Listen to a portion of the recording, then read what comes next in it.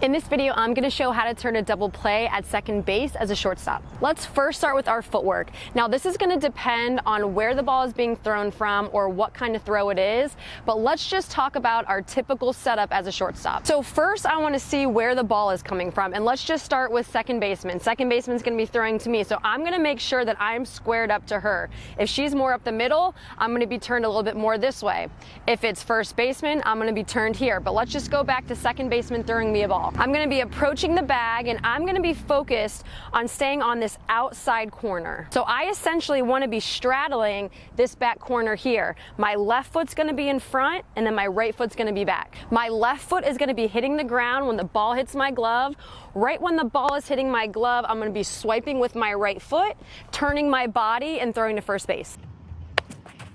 So let's first talk about our timing here. As we are approaching the bag, we want to keep our feet in motion. What we don't want to do is get here straddled, wait on the throw, catch, and then go because we're stuck and the throw might be off. We need to be able to move, and we also need to keep our flow. We want to keep everything in one motion.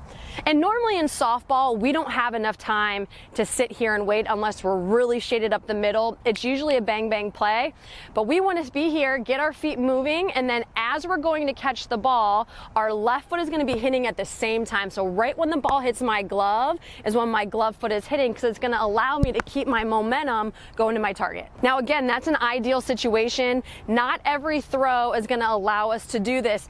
If a ball is coming from first base, and let's say the first baseman is playing in front of the baseline, instead of going in this direction because she would be throwing across the baseline, I might be going here. I might just be catching and throwing, or stepping, coming through and throwing.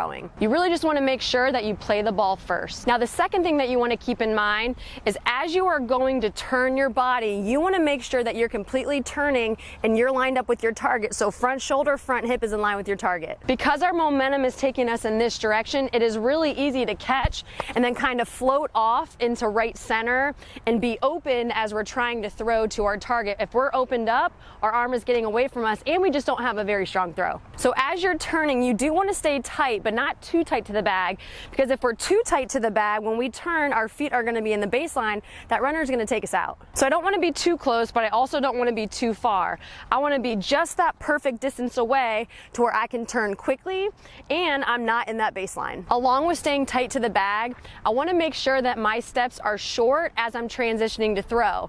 So what I don't want to do is take really big steps, because the longer steps I take, the longer I'm holding onto the ball. I want to keep it short, and if I keep it short, it's going to allow me to get rid of the ball quicker. So think wherever your left foot hits, your right foot is replacing it or close to it. Now let's talk about some tips as we are receiving the ball.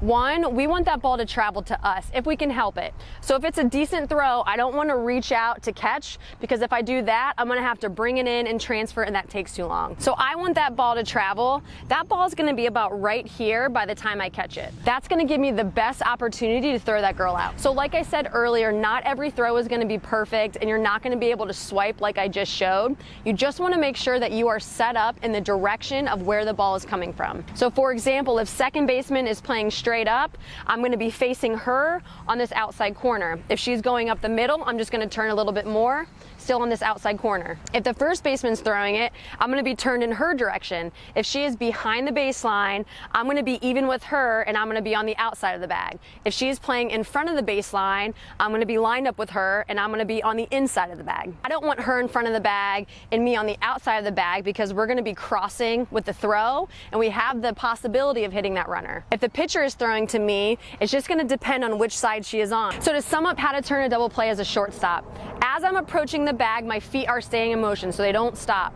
My body is going to be turned in whichever direction the ball is coming from. As I go to receive the ball, my left foot is going to be in front, my right foot is going to be back, and I'm essentially going to be straddling this back corner. I'm going to let that ball travel to me, so that ball will be hitting in my pocket and deflecting into my throwing hand for quicker transfers. And my glove foot should be hitting at the same exact time the ball is hitting my glove. If that happens and that timing is down, it's going to help keep my momentum to to first base. So right when the ball hits my glove, my right foot is gonna be swiping that bag, and I'm gonna be quickly turning to throw to first base. When I go to turn, I'm making sure I'm keeping my step short, because if I keep my step short, I'm able to get rid of the ball quicker. I also wanna make sure that I'm not going too long, so I'm not floating away from my target, but I'm also not staying too close to where I'm in the baseline. Not every throw is gonna be perfect. You're not gonna be able to swipe like that every time. You just wanna make sure that you're getting set on the bag, getting out of the way of the runner, quick transfers, and you're throwing that girl out.